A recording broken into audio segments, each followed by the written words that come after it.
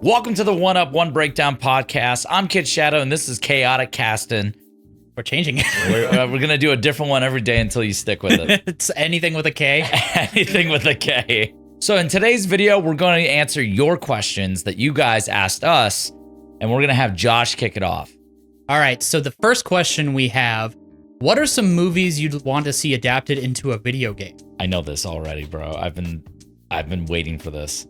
That's interesting to see a movie adapted into a video game, because usually it's kind of done the other way around. Dude, imagine an I Am Legend game, but it's like actually done proper. You know what I mean? Where you have to make sure your tracks are covered. You have to make sure your dog makes it back alive. Yes, that needs to be a fucking mechanic, okay? Dude, it would be great. Everything about it would be proper. Resident Evil, no. God, I want that. Dude, I hope the Resident Evil movie remakes, like that's what they needed to do, was start from the ground up. But I hope they actually do it justice this time. Because like the first and the second one weren't so bad, especially the second one was definitely fan service. You know, they had Nemesis, Jill was in it, yada yada. And then after that, it was just like, dude, I don't even know what the hell the plot is anymore. Like, I don't get it. They lost it. I'm trying to think of some ones that would work for this, because one of the ones that came to my mind was Blair Witch, but there's actually been a game for that, because that would make a good horror game, just make it like a Slender Man-esque, but it wasn't done very well. It was done all right. I mean, if you don't watch a lot of movies, I mean, there's nothing wrong with that. Is that Bloober Team that made that Blair Witch game? Oh, I have no idea. I think it might have been. But there was this weird Blair Witch game where it was like this weird, like, it was you and a dog. You know what I'm talking about? Oh my God, I Am Legend, confirmed. No. I haven't, no, I know what you're talking about. I've never played it. I've never even seen like actual gameplay of it. I remember seeing like a trailer for it and that was it. I don't think it did very well, but most of those games don't. Most horror, unfortunately, doesn't.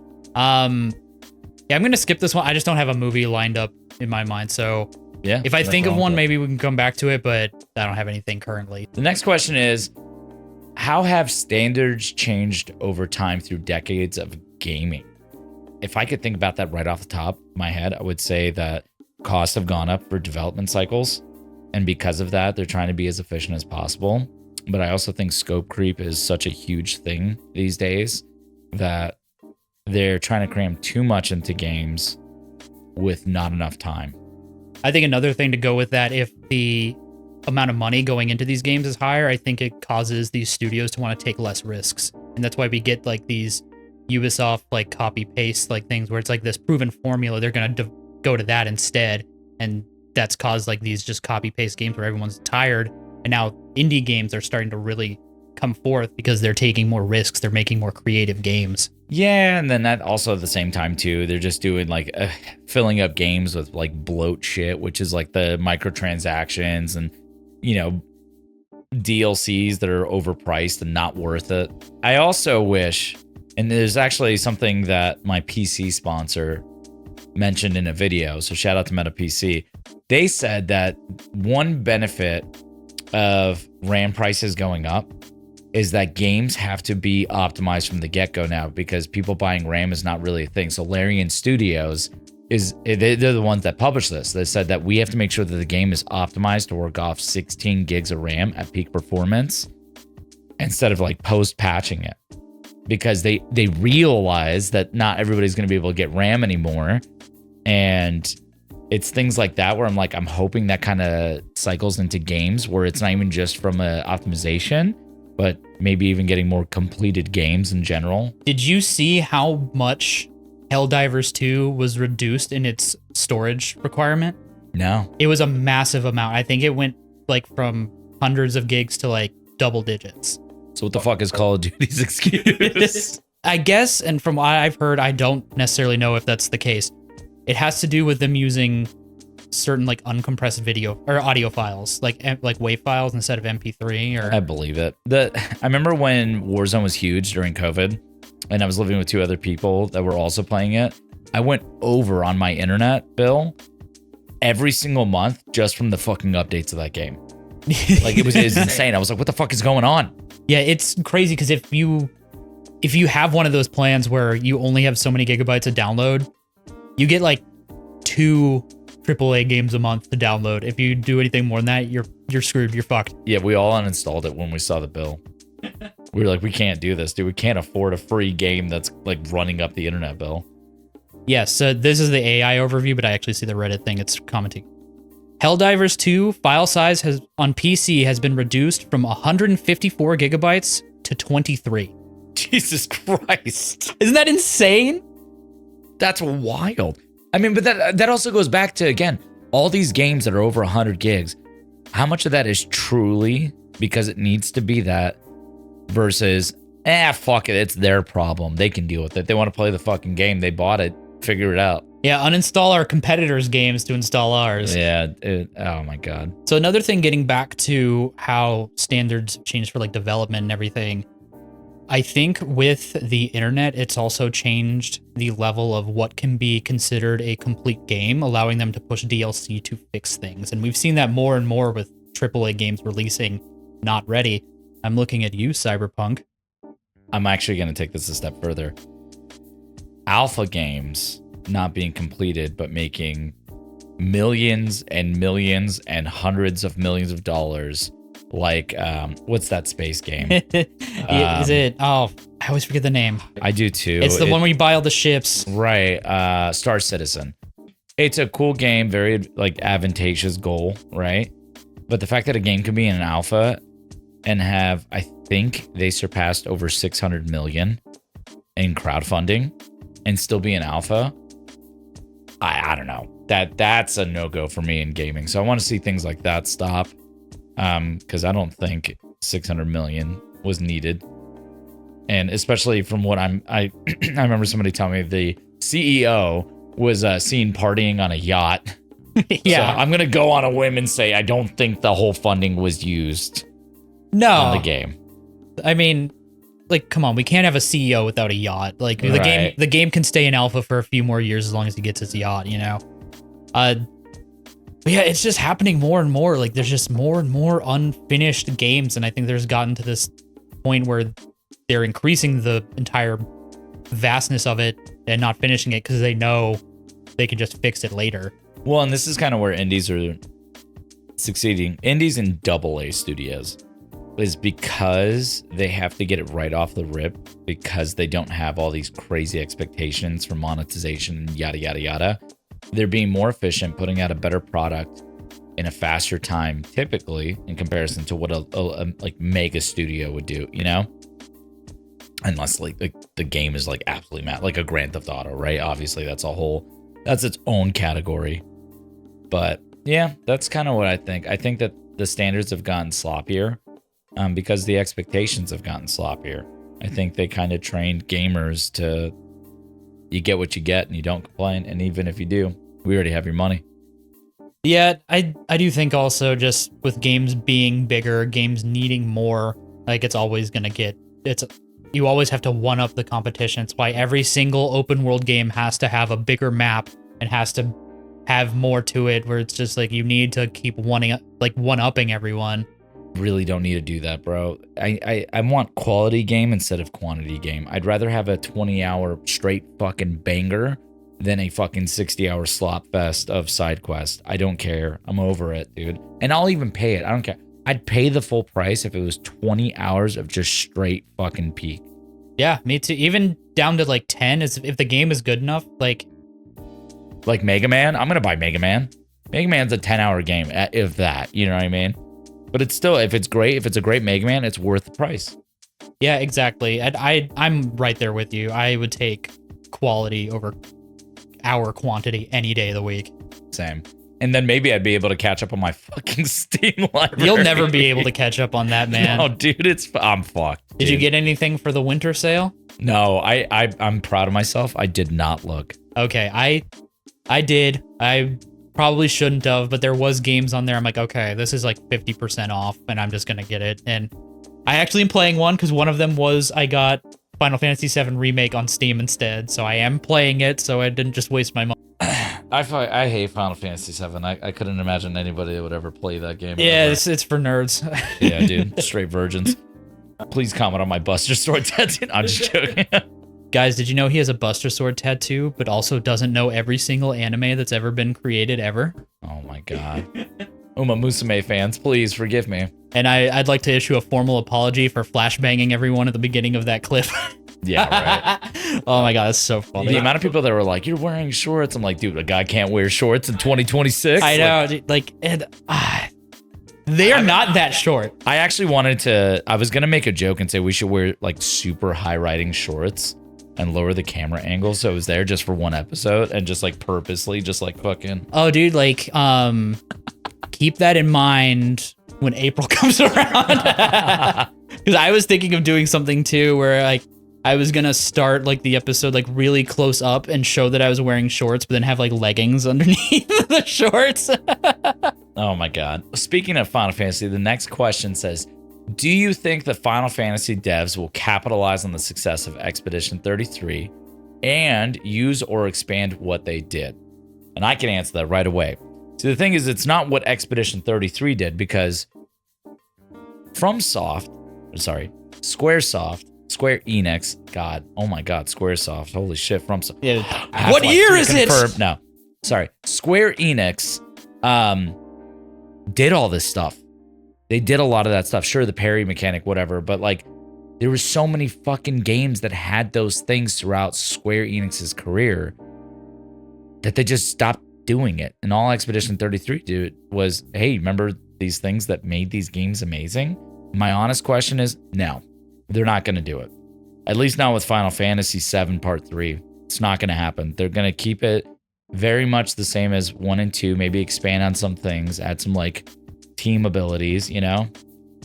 But maybe for a new title, they might go back to it. That would like be a new IP. That would be an insane thing to do, to switch up in the middle of that trilogy for Final Fantasy VII. Maybe on like the newest Final Fantasy, they might make any kind of changes like that. But here's something smarter. Square, if you're listening, you don't need to make anything new. Legend of Dragoon, remake it. Add this functionality to it. It's time. The people are ready for the Legend of Dragoon remake from the ground up. You already had the fucking quick time events in that game. The characters are already dope. Transformations are there. Just add a parry mechanic. Call it good. Do you want to know who else already did that like parry and like timing mechanic? Paper Mario. Yes. Okay. And Mario RPG. Thousand Year Door is the best Paper Mario. It's so good. I love that game. I'll die on it. Like, I understand the 64 one's great and the Switch one is trash. I don't care. The stupid wheel thing, I thought that was so stupid. I was like, why are you guys overdoing it? Wii one was pretty good too, but that was much more of a like classic Mario game than like an RPG type one, but it was definitely better than these more recent ones. I didn't play that one, so I don't know, but the Switch one I did not like. I remember I was so stoked because the last one I had played was Thousand Year Door, and I was like, oh my God. I got it. I was like, what the fuck is this shit? Like, it was bad. Thousand Year Door is a game that is like high on my list of like, if I had more choices for that thing we did for our first episodes of like our games that shaped us, that would probably make an appearance. It was like one that I was like, that and Custom Robo for the GameCube were ones that I was like, I love that game. Custom Robo? Custom Robo. It's so good. I wish they would remake it. I don't think it's popular enough to be a remake. But that game was so much fun, even from a multiplayer standpoint. And the story was actually good too. Yeah, it was. Like, and I really loved how they did like the illegal parts that you could get towards the end. It was like a really cool power-up that you can get and like made it worth playing. It honestly confirmed flat earthers too when you think about it. That's true. They were way ahead of the time. We're all in this big dish and everyone actually, like, that's not what the military does. They don't use drones. They use little tiny robots in a little tiny cube and then they stand at each other like this and bouncing up and down. That's the real life right there. The fucking dragon in Custom Robo was broken. Fuck that. Like the dragon gun? Yeah. Yeah, then you had the illegal one that fired 4 of them and were purple. Yeah. Yeah. That game was so good. Amazing. The next question says, how do video games contribute to mental health, both positively and negatively? Well, I'll tell you negatively. You get into a competitive game like League of Legends or, ranked games. I'm telling you right now, nobody's coming out mentally positive.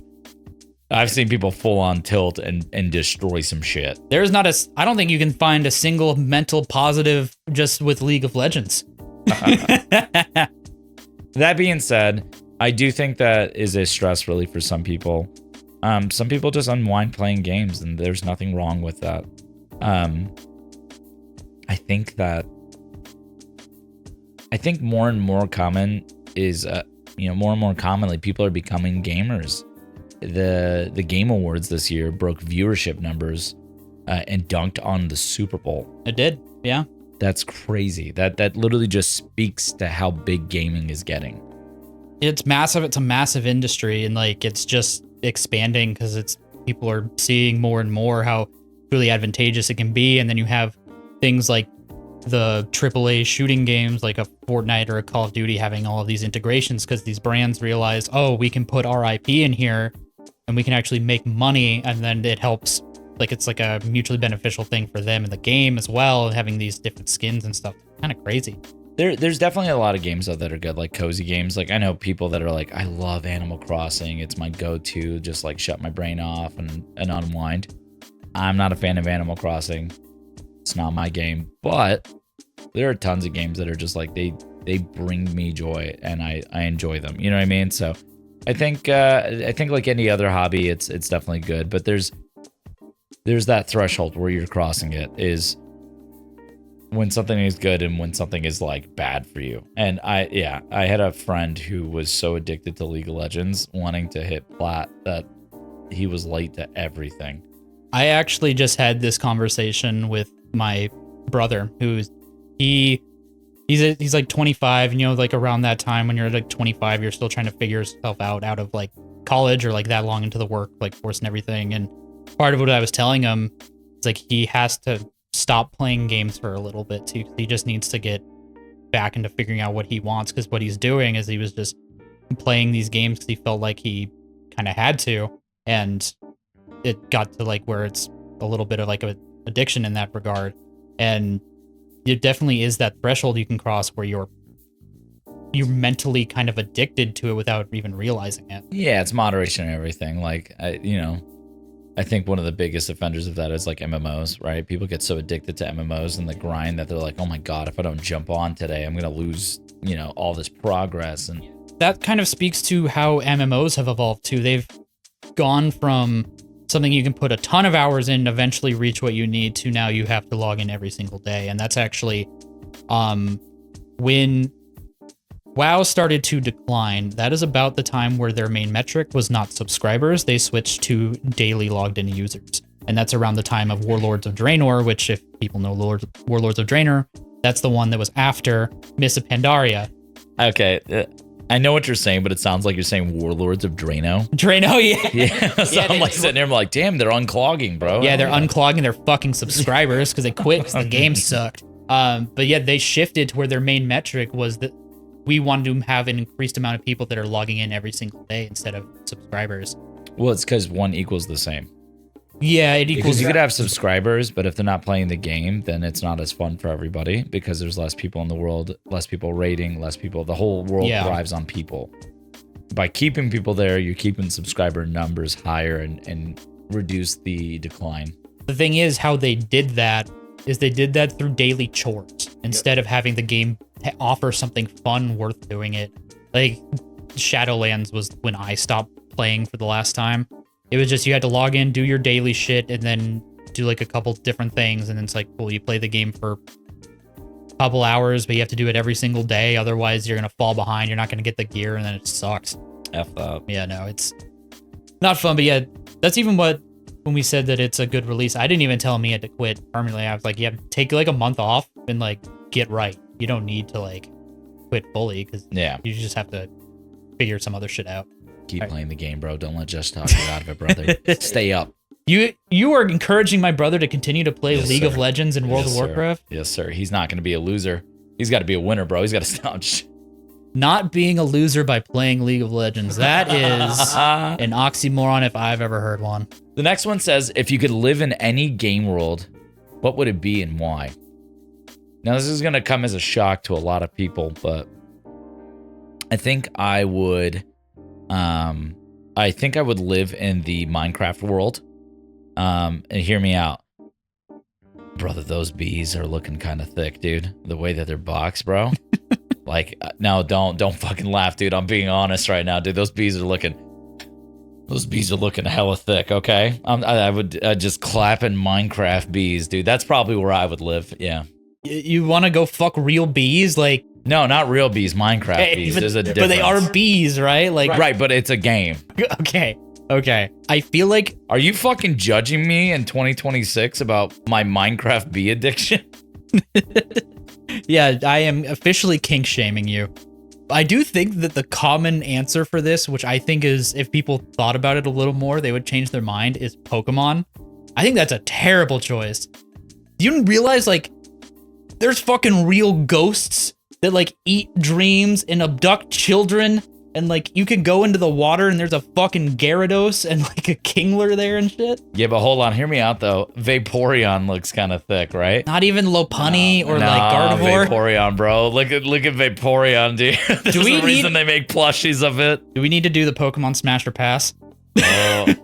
Comment below if we should do Pokemon Smash or Pass for one of these episodes, because I'm telling you, it's gonna be it's Smash a lot. Next question is, what game do you think made you a gamer? Our first video, I feel like, sums that pretty well. Episode 1. Yeah, I think that definitely goes into like a lot of what's shaping them. Do you have a specific answer too? No, because I do. Modern Warfare 2, because of not only getting better at multiplayer like shooting, but going... Oh, actually, sorry. Dropping racial comments to people on the internet that you've never met. I got it confused. It was actually COD 4, which also... No, I did that in World of Warcraft. Going for the Mile High Club achievement in COD 4. That's what, like... I'm like, okay. I know what you're talking about. Yeah, because that shit's hard, and it's not... That shit sucked, and it's not even, like... It's not a true difficulty. It's a bullshit difficulty. I know. Like, all of the COD veteran modes are, like... They're just bullshit. It's... You have to, like... get lucky. There's infinitely spawning enemies. Like it. Yeah, that's the one because I went for that achievement and I got it. Yeah, I can't really think of one, to be honest. Not like too many things. There's too many things I played as a kid that were like, oh my god, you know. There's not like one like hardcore difficulty when your first difficult one. Okay. No. All right. Do we? All right. This next question's a banger. I'm all for it. All right. What are the best feat in gaming history? Do you? Oh, I could tell you right now. It is in the Dark Souls 1 DLC. I forget what her name is. She is an invisible boss, but before you go up to her, her feet are just hanging out, brother. It's a good time. So you just can go up, go. I'm not smelling them. I'm looking, bro. You're lost. God, I feel like even recently there's been a real spotlight on gaming feat. Like, it's just Expedition 33 had it as a plot point. You were getting feet. Yeah. And even then, Lune doesn't wear shoes. I know. See, there's like Lune. And before anybody thinks I'm an official gooner, okay? I'm just having fun. All right? Relax. Do we ever see Tifa's feet? No. Damn it. I would know. It's recency bias, but Lune had pretty good feet, and you got to see them a lot. You could just switch to her in just feet mode. Yeah. I'll go with that one. It's not probably a full answer, but it's just the one that popped in my head. Yeah. Next one is, what year was the peak year for the video game industry? I have a answer. I have one that I think that it was too. There's one specific year. Was it 2004 or 2008? Where like there was just all of these insane games that came. I think it might have been 2004. Yep, that's what I'm thinking too. It was right there at the end of the PS2's life cycle. But I would say for me, it would be like the 07 life cycle. That's when the 360 and the PS3 came out. Multiplayer gaming was at its peak, and Sony was killing the single player game. Xbox was killing the multiplayer game, and there was too much shit to go around. Yeah, it was 2008, I think. Yeah. Because let me pull it up. It's that range, 07, 08, whenever those consoles came out. So we had GTA 4, Fallout 3, Metal Gear Solid 4, Gears 2, Smash Bros. Brawl, Persona 4, Fable 2, COD World at War.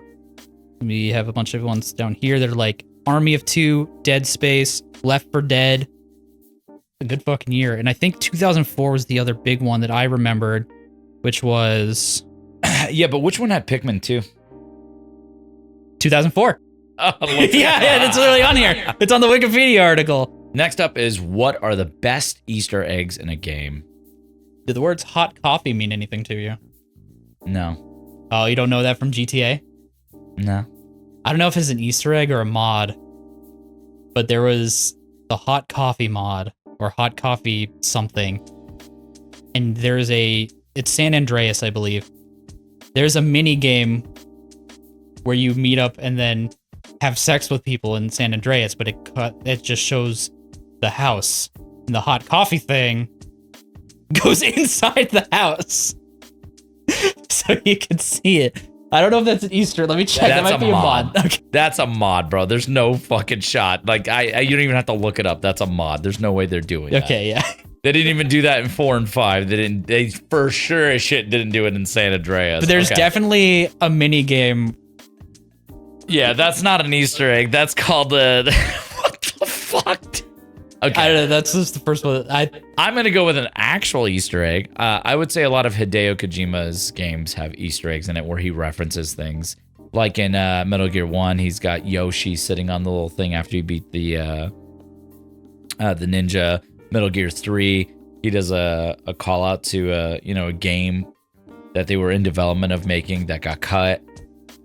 When you go to sleep in the prison cell. Like there's a bunch of things that Hideo does as far as like call out cutscenes that are Easter eggs, and I think that stuff is really cool. So the one that came to my mind that's an actual Easter egg was in Borderlands 2. There's a section in the map where there's like a mini little quest where it becomes Minecraft. I don't know if you played Borderlands 2 very much, but in that section, you like break into the wall, kind of like mining into it, and then everything becomes blocky, and there's like a creeper and everything. So it's like this little Easter egg where in Borderlands 2, there's like this little Minecraft section. That's super cool. I didn't even know that was a thing. Yeah, it was a really cool Easter egg. Speaking of another Easter egg that was kind of like that, Paper Mario, when it was like the Bowser scenes and then it turned into the side scroller and you were running as Bowser. Oh yeah. Making like the OG Mario. That was cool. I loved those sections in 1,000 Year Door. God, too. Such a great game. Banger game. What was the most shocking twist / reveal in gaming history? For me, it was when Aerith dies by Sephiroth and gets stabbed. I was, I think, 8 when I first saw that scene, and I was like ruined because like she was in my party the whole time. I like always had her in there. Yeah, she was the healer. Yeah, and then like they just nuked her, dude. Unfortunately, that scene is so famous. I didn't get the chance to like see it normally, so I'd always known that. I'm playing through 7 right now, so yeah. like that one's famous for that. Let me double check. I'm going to search just examples. I'm trying to come in with a blank right here. Oh, yep. I already know. It was the first one that came up, and it's true. BioShock. You play the first BioShock? Yes. The "Would you kindly" twist, all-time like twist. Like that cemented that game and that series as what it is. Actually, recently replayed that last year in March during my subathon. Yeah. And I forgot how good it was. And it was the remastered one. Mm-hmm. It looks infinitely better. But yeah, would you kindly? Yeah. Yeah, that one it like has to be like those are two like amazing examples of like twists, you know, like truly like that defined the games that they were and gaming in general. Yeah, I tried it on my wife to see if she would do things subconsciously. Like, you tried to classically condition your wife? I was like, would you kindly get me a bottle of water? Yeah, she's like, go fuck yourself. I'm like, all right. Why are you British now? Yeah. Next question. How do you think the ever-growing world of VR will affect consoles in the future? I think for VR to be massively successful, it has to get cheaper and it has to get smaller in terms of gear.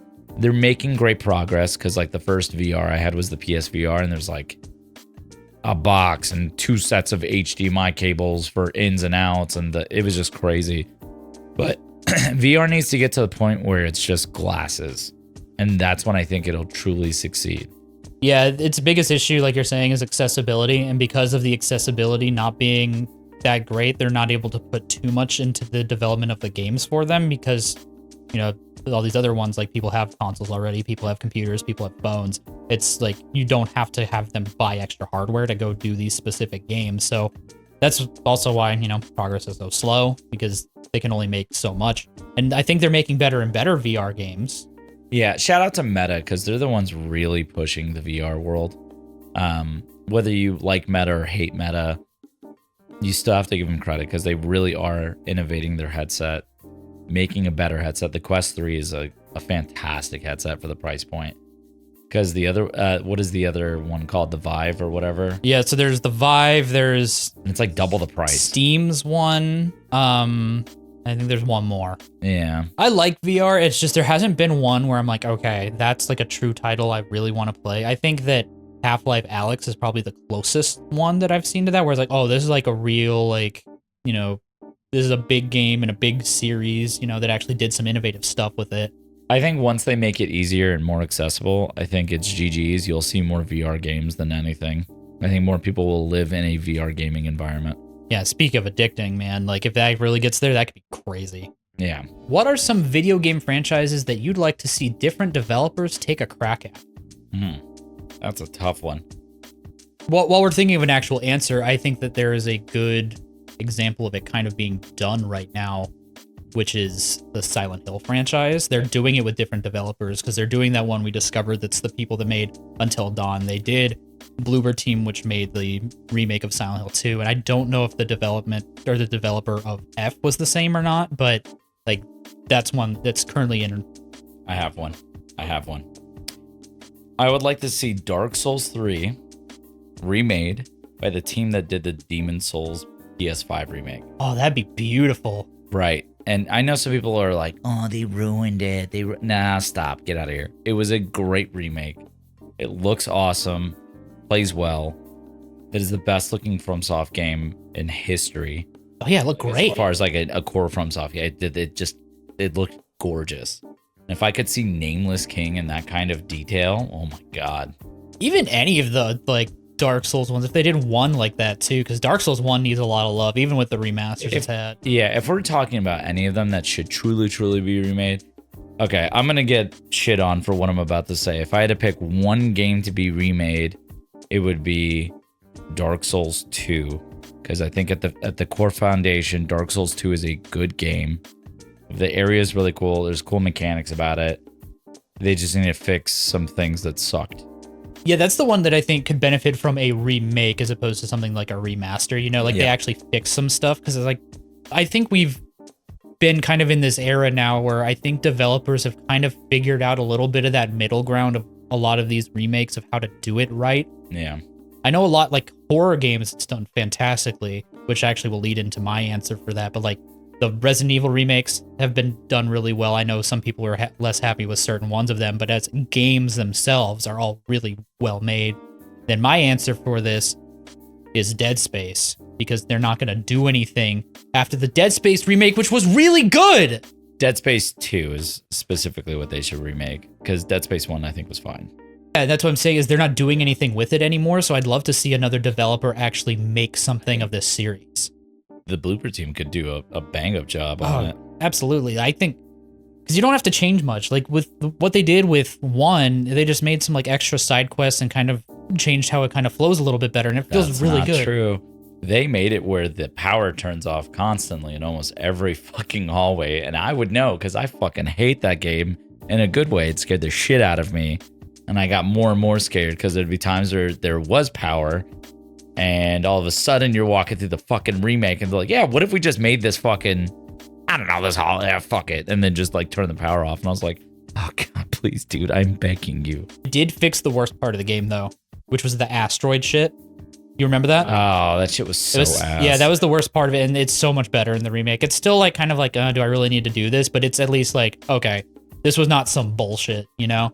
It's way more bearable for sure. Yeah, I'd love to see that being done by someone else just because I want to see more Dead Space games, or even like if they do something, even remaking Dead Space 2 would be huge. Fuck, that game scared me though. It's the eye scene in that game. Oh yeah, that's like a top 10 most like uncomfortable like scene is like when you got to do the laser thing in your eye, because if you fuck it up, it's one of the most gruesome scenes I think in gaming.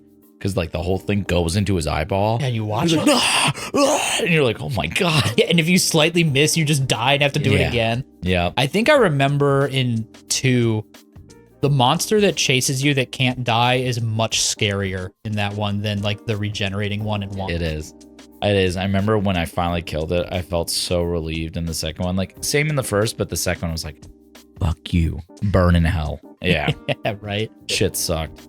Next question we have, what game actually made you cry or sit there in awe?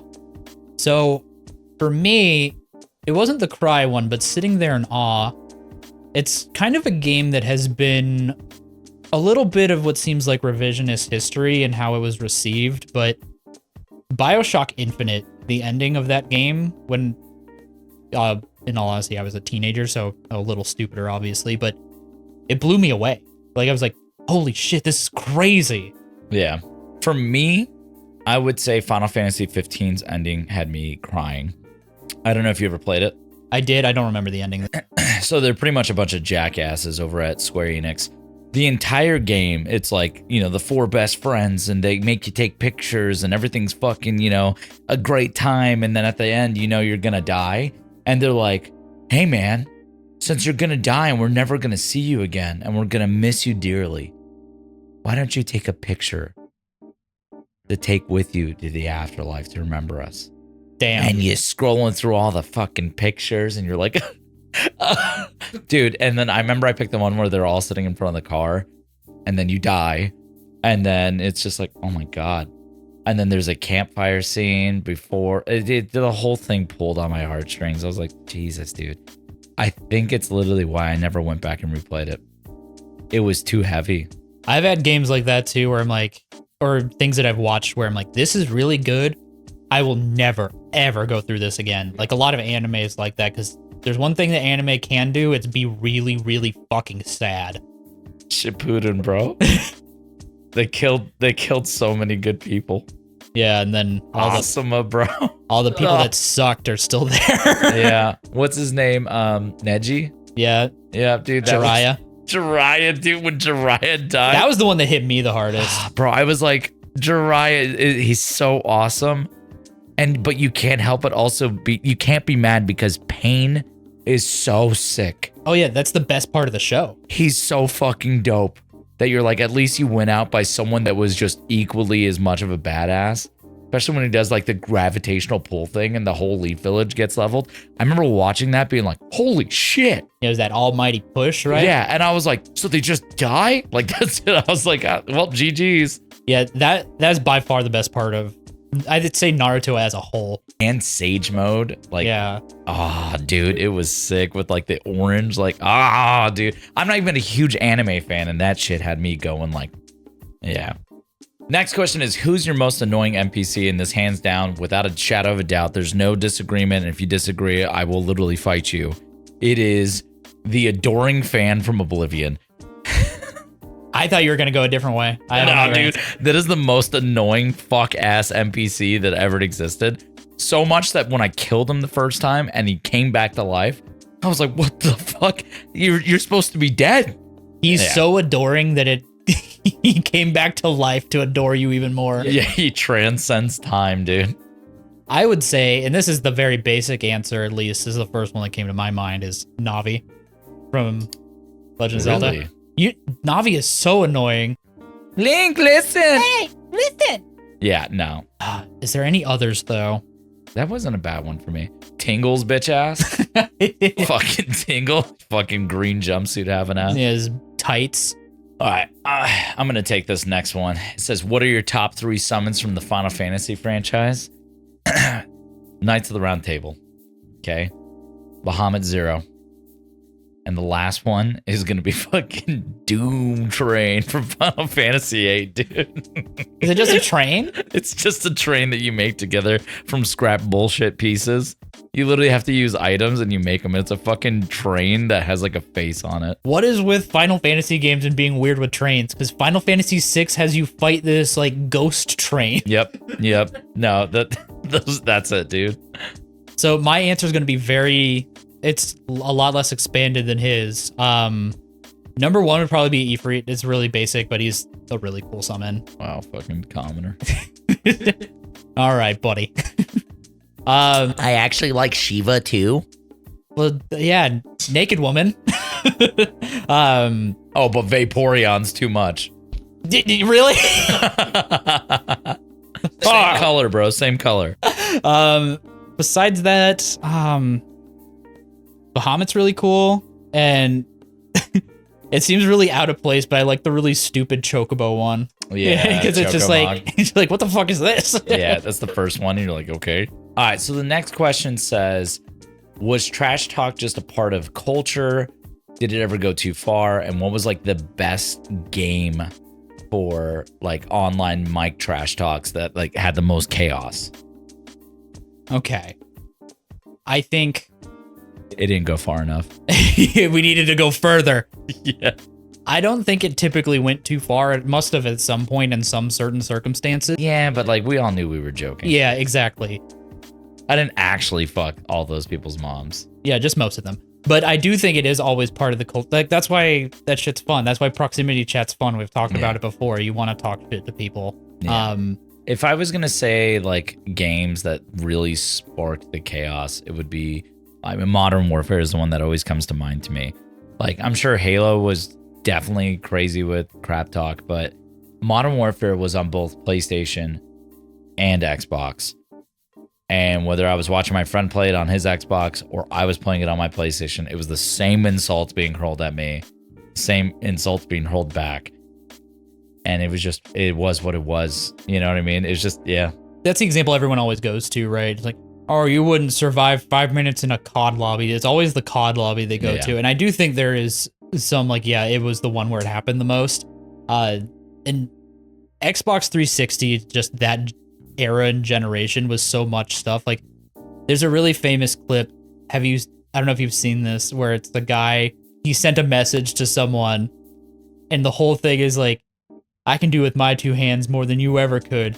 Yeah, you're gay. And then he just totally butchers Enter Sandman on guitar. Yeah. I know exactly what you're talking. There's so many memorable clips. I mean, even like Jev, when like the flashbangs kept going off on his, in his face and stuff like that. That's a super memorable clip from that like era of gaming, which shout out Jev. But yeah, I definitely think it didn't go too far. I think we were all on the same page. And I think that was definitely the most chaotic. All right, what indie developers are on your radar right now? Riot Gaming. Oh, yes, the small indie team known as Riot Games. No, for me, it's Team Cherry and Sandful. I think they're just the two biggest right now. Yeah, they're the ones that made the most waves this year. I do think that I'd be very interested to see what Toby Fox does after he finishes Deltarune. Because I don't know if you've ever played Undertale, but it's just a very great, like very beloved indie game, and Deltarune's going on right now, which is like the kind of sequel, spiritual successor kind of thing. Never even heard of it. Really? Yeah. It's an interesting, I mean, it's a turn-based game. It's like kind of Okay. I don't have the internet right now. Turn-based logic. I have to. Yeah. But it has a lot of character. Is kind of how it is. It's very like kind of internet-y humor and kind of like that. So I'd be interested to see what he's taken a long time with Deltarune though, but it's releasing in chapters. I think the last 2 chapters are kind of come out this year after the first one came out like 5 years ago. But that one would be interesting to see what he does, or if he does anything after. All right. So next on the list is most hated or useless character in a game. The first one that comes to mind for me is fucking Donald Duck in Kingdom Hearts. Motherfucker never heals when you need him to heal, and he never attacks when you need him to attack. And what pisses me off is canonically, he's tied for the most strongest like wizard magic user in the Final Fantasy universe. He can do Zeta Flare, which only one other person can do it. So he's tied for the strongest fucking wizard. And it's Donald Duck. It's fucking Donald Duck, bro. It's fucking piece of shit, dude. God, what a fever dream the concept of Kingdom Hearts is. I know.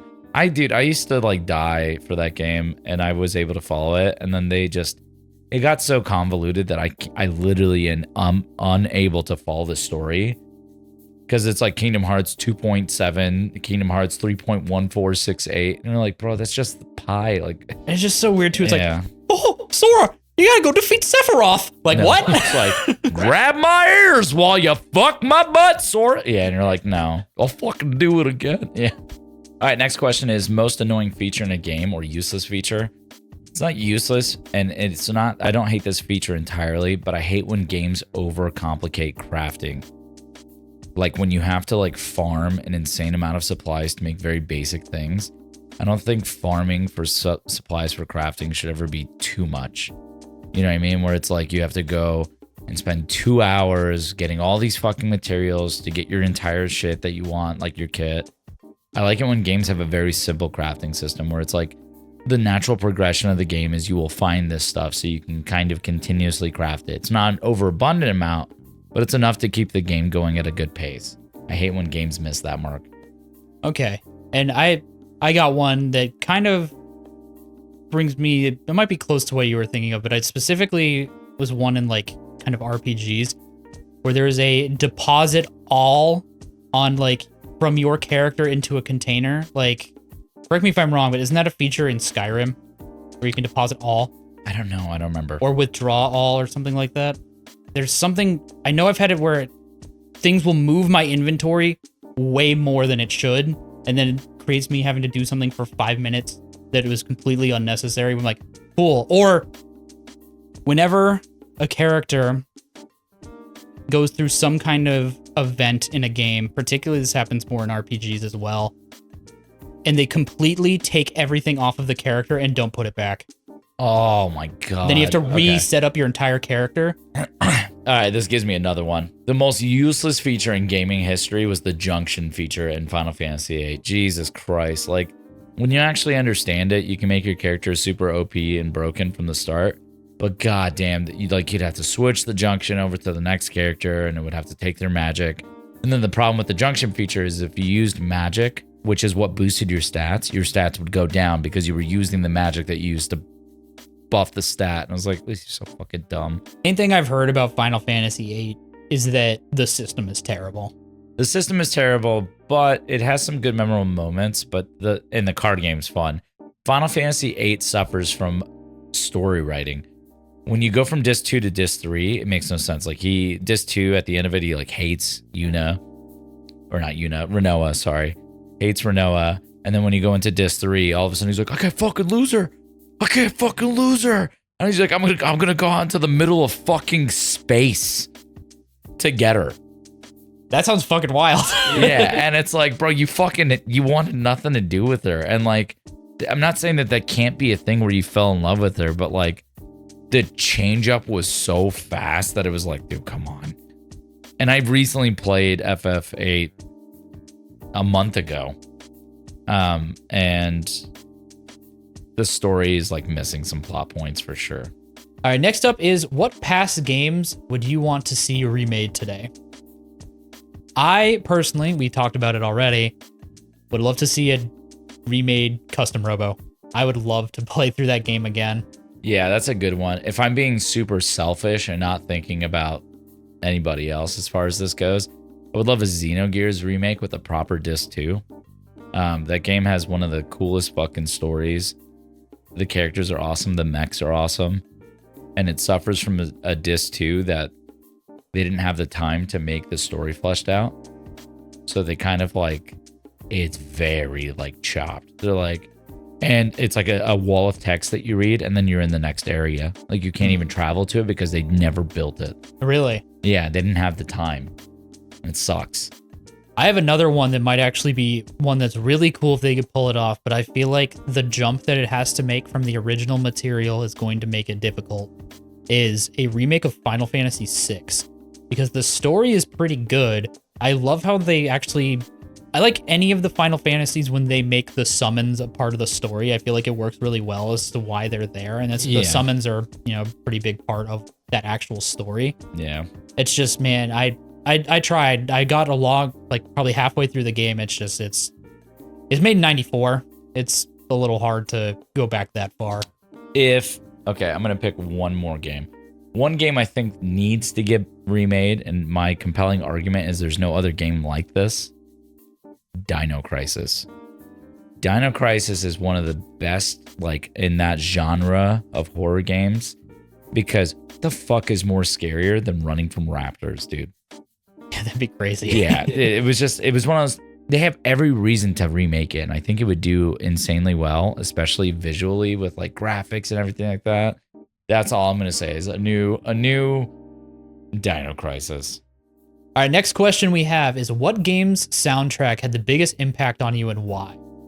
So I have one for impact and one that's my favorite. So impact is going to be, I mean, it's kind of a toss-up at this point. Any of the original Halo trilogy soundtrack. It's so awesome. And it's like that opening, like where there's like the choir vocals is so just iconic. And you sing, like you have those 3 notes and like a reverby choir. Everyone thinks Halo.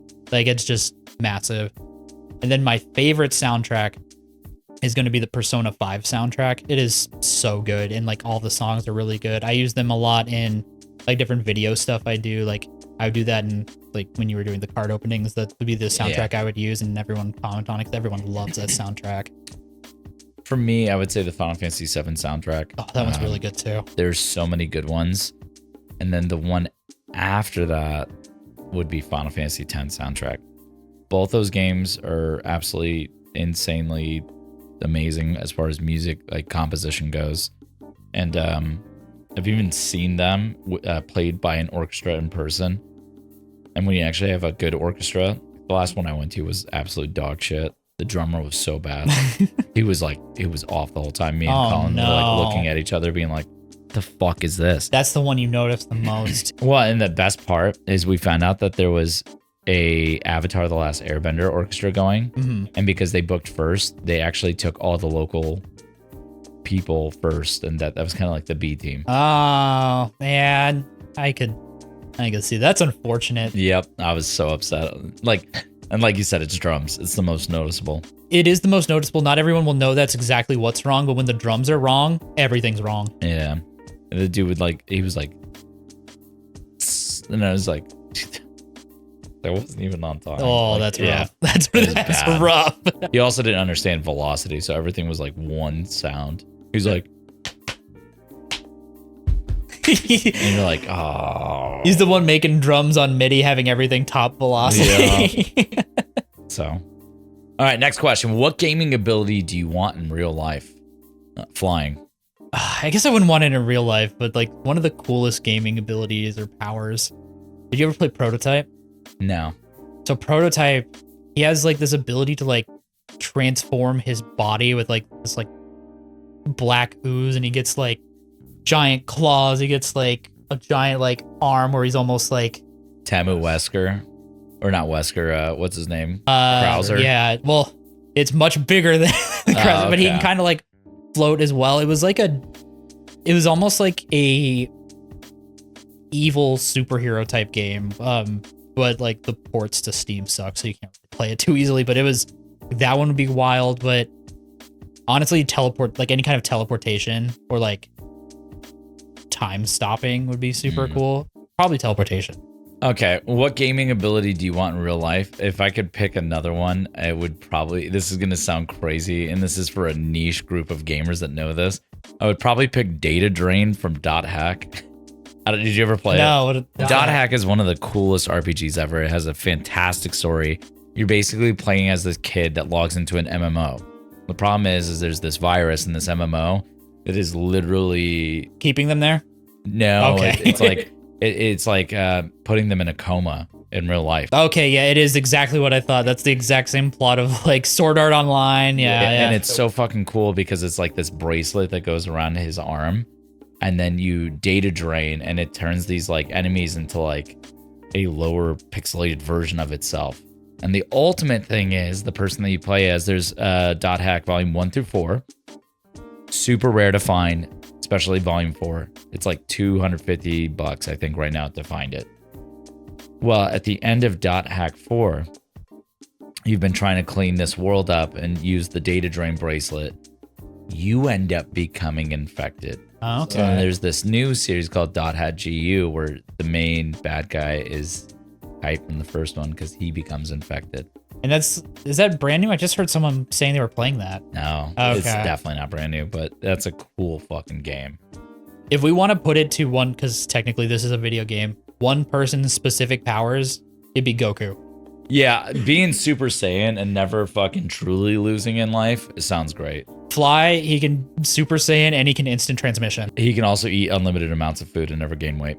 God damn, that's the biggest one. Holy shit. Yup. and also not having to have a job. Yeah, and being a terrible dad and everybody's cool with it. Next question is all-time favorite Pokemon team. I'm just gonna say my all-time favorite Pokemon because there's like that question would be endless.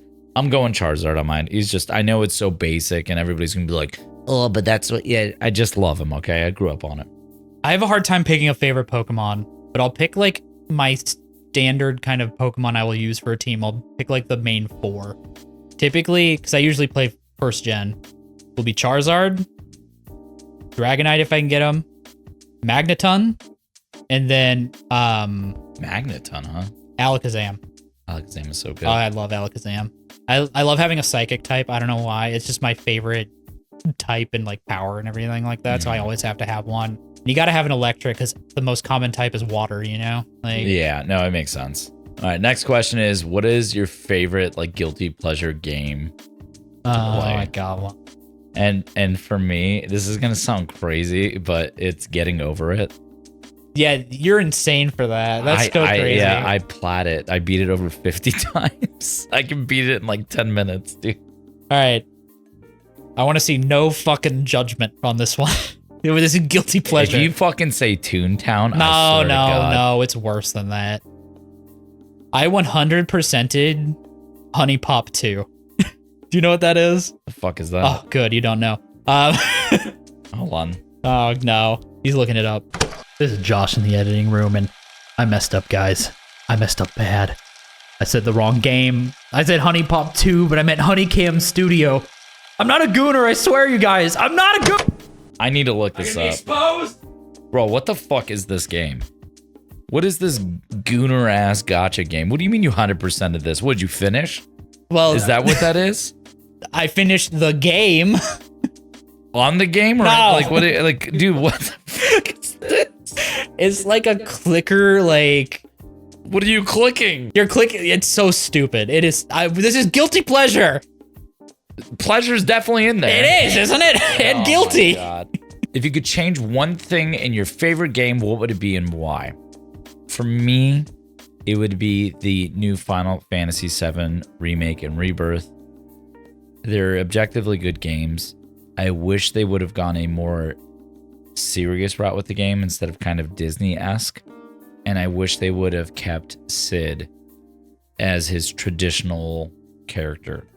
They changed him too much to make him like a happy-go-lucky fun guy instead of the I fucking hate my 9 to 5. I've been drinking nonstop and let me just go yell at everyone. Yeah, I have yet to get there. That is the point. When you we literally talked about this today, by the way. We were getting stuff from Best Buy, and so we've talked about this a lot. I got to Sid in the original, and I'm working my way through Remake right now. And that's pretty disappointing because I liked Sid's character when I was introduced to him originally. I thought he had a really cool thing with like trying to be like that first like astronaut in the rocket and everything. He's got that chain smoker kind of vibe, like the dude that just like nonstop just rips through the pack, and you're like, yeah, I fuck with this guy. Yeah, like the edge like guy that's bad but also not like that bad kind of thing. Yep. He's just misunderstood. Exactly. Yeah. My answer, it's gonna be a little more simple. It's probably making it so that the fast travel in Witcher 3 does not have to be done through the road signs, because you have to go to a certain point to fast travel in that game, and I feel like it doesn't add anything. I feel like if you just made it so you could fast travel at any point, yeah, maybe some like exploit stuff could be done easier, but like it would just be a really good quality of life enhancement for that game. Makes sense. Well, thank you guys so much for asking these questions. Honestly, there's a lot of really good ones. We couldn't get to all of them, but if you guys ever have any other ones, put them in the comments. Maybe we'll do another episode with this kind of format. I really enjoyed it. Yeah, it was really fun. Thank you, everybody, for the questions. Yeah, anything you want us to answer, go ahead, leave it in the comments, and we'll try to put it together. I want to know why the fuck that's your guilty pleasure game, dude. I said no judgment! Fucking hentai to this? What are we doing?